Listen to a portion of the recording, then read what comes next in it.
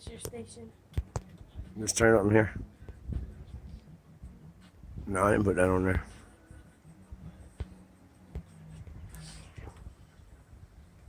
I like 99.9, 102.7, 101.3, 107.5, 104.5, 105.5, 106.5. You want this? Or no? No. You can turn it up a little bit, too. I can't really hear it.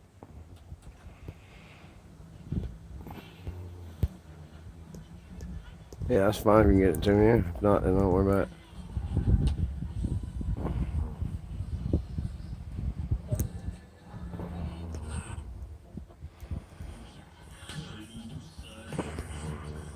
That? No, hell no. I don't like that kind of shit. 279-7816. Have you ever wanted to learn a new language?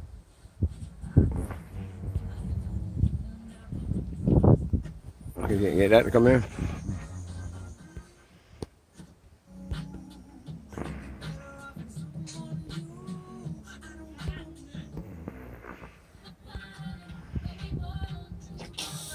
You want that? No, I mean...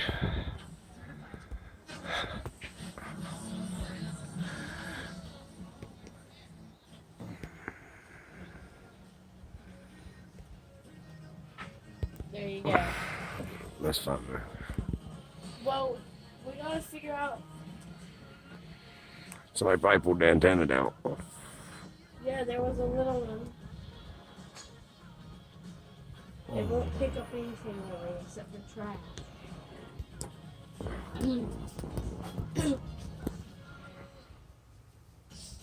No music's trash, just ain't for me. You know what I mean? You can't get calling somebody's art trash just because you don't like it.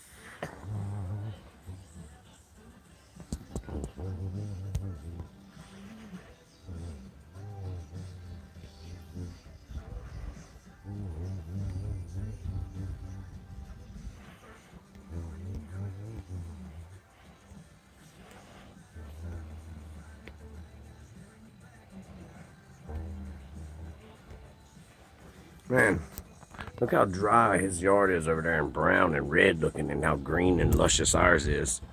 You know what I'm saying? Look at that. Well, ours is dry on this side but green on that side. Wow, man, we need to put some water on this yard, dude.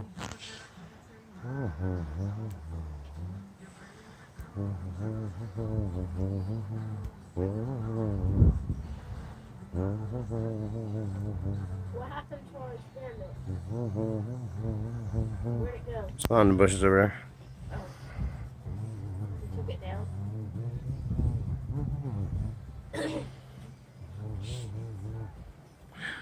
My thing about it is, so if this can be whatever energy or spray, whatever be done up here and manipulated, or energy can manipulate it into making the shapes. I'm not claiming to know anything. I'm claiming to be smart enough to say I don't know. But what I do know is that shapes are in the sky.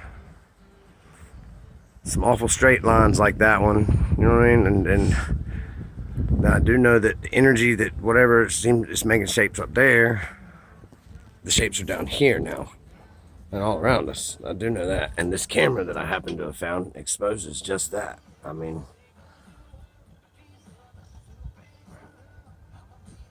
so my thing is if it is them doing it and spraying and making these things, then what are they putting in the air that I'm breathing that's allowing them to do this? And if it isn't them doing it and it is energies, which, I mean, one's only got to use your brain to think. I can't give you the answers to everything. You've got to have your own answers, but I can give you the things that you could go outside and see yourself. And these are things that anyone can see with the eyes to see.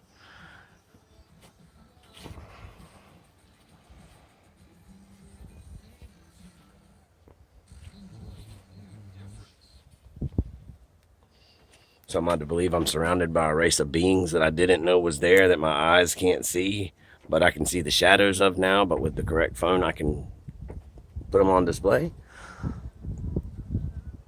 And that, you know, all the other cloud shape finding I did my whole life as a child was not like this of the now. You know what I'm saying? Like, this is different. I try to explain this to people, my wife, my friends, my family, that something's changed. Things are different. Well, what I can say is that there weren't as many planes in the air when I was a kid. That's a fact. I can never say as a child I've ever been able to count 13 planes leaving trails going through the sky at one time, just looking up in one picture. That's not of the old at all. So, like I said, man, rational thinking, or what? Rational problem solving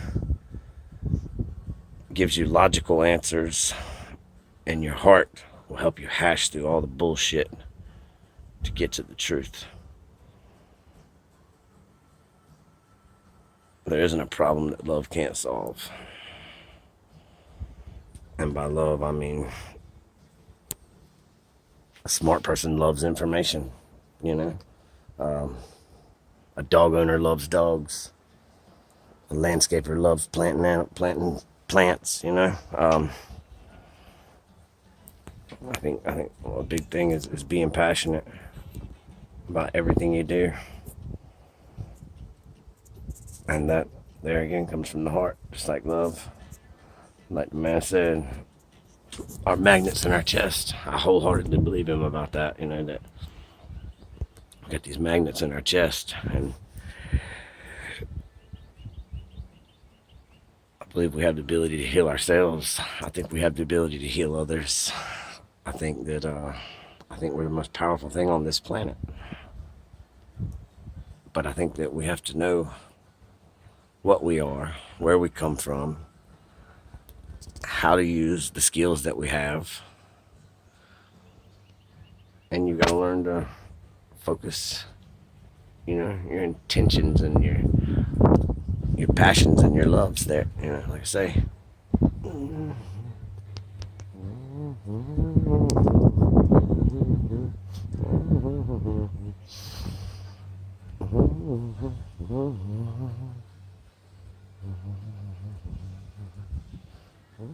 Well, no, that's with no filter. That's just me recording, you know. I ain't trying to give you nothing. I'm just showing.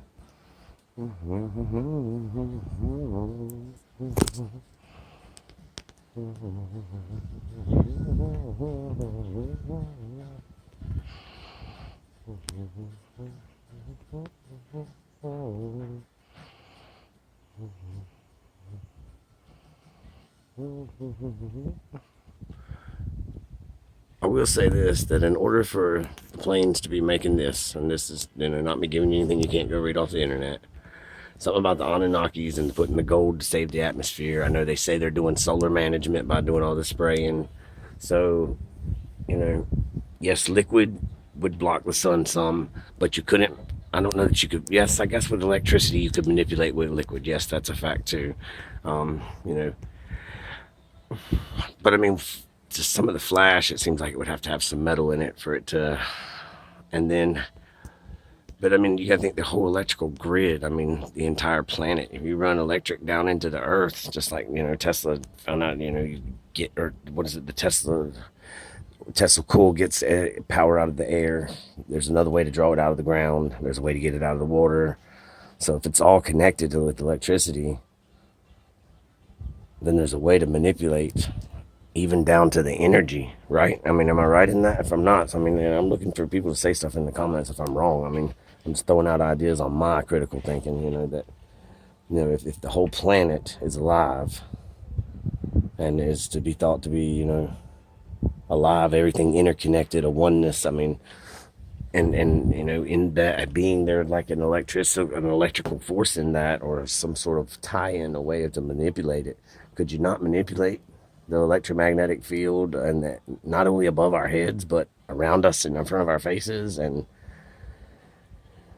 I mean, too, though, you know, what what suffering does the area of the land take for that? I mean, look at what's been put in the ground around you. Pay attention to what your government's putting in the ground, putting in the air, the towers. You know, look at, like on this golf course, when I do my walks in the evenings, I look at places that are disturbed in the ground, you know, and I have to ask myself what was put there, for what reason, you know what I'm saying? And then just like, anytime you go by a hill nowadays, it's not like of the past. You go by a hill and you assume a hill or a mountain. You know, for all you know, there could be a tank underneath it there, a storage tank, or some sort of facility, and you know, you lay dirt back over it and plant grass on it in 15 years and somebody will forget you put it there. I mean, it's just the way things work, man. We are forgetful people, and not so much that we're forgetful as that, you know, I don't think we actually forget. I think we just store it somewhere, and then being able to get back to it is another issue itself, you know. And that's, you know, where I say I think life's about polarities. I think you choose a polarity, and you do the best you can with that polarity, you know, to bring it out in life. And I think that, you know, I think being a steward is very important. I think, you know, that helping hand aspect of things, of what can you do to help your neighbor, or, you know, I think that when we invented locks and when we invented locks and when we invented keys and when we invented guard dogs. I mean, anytime you invent those things, you allow, or you create the opposite. So when you invented the lock, you invented breaking in and entering, somebody that has to break that lock to go in your house and steal your stuff. I mean, just like when you get down to the principle of it, I mean, I think that's the thing I've been reading in the Taoist stuff about, you know, all your answers are from within. Like my daughter the other day was complaining somebody left the car window open on her car. Well, doesn't it take a key to do that? Well, yes, Dad. You know, well, when everyone gets in and out of your car, who's the last person takes that key out and goes inside with it? You know, me, Dad. Okay, so where's the problem? You know, even if that weren't the case, do you let someone take your keys and go out there and roll the window down? Well, then why did you let them take your keys, Bree? You know, I mean, I'm sorry for saying my kid's name on here, but I'm just using examples, man. It takes a little bit of slowing down and zooming out. Life's gotten way too fast. We gave up faith and love and nature and pursuit of happiness for the comfort of technology. That's my bottom line. That's what I got to say. I got rid of my phone 4 days ago, and I don't intend to get another. So when I put these posts or these videos on now, be grateful, because it's me using one of my kids' devices that they don't use anymore. You know what I mean? They broke or tore up, just so that way I can share this beautiful life that I'm living now, that doesn't consist of being stuck waiting on a phone to ding, or pulling down Facebook to see if anybody new said anything, or yeah, I've still find a way to watch a few YouTube videos, because there's some people's things that I want to hear, that they got a lot of important stuff to share, you know, and it's important to me to keep learning. I'm passionate about learning. But till next time, man, y'all have a good one.